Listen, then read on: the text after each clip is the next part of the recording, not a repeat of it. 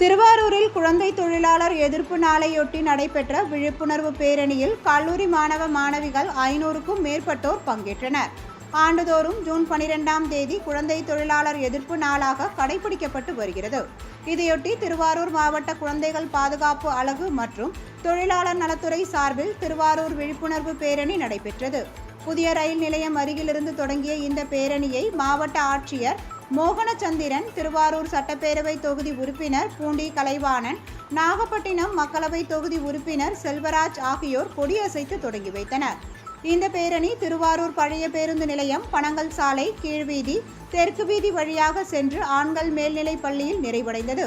இதில் கல்லூரி மாணவ மாணவிகள் 500க்கும் மேற்பட்டோர் கலந்து கொண்டனர்.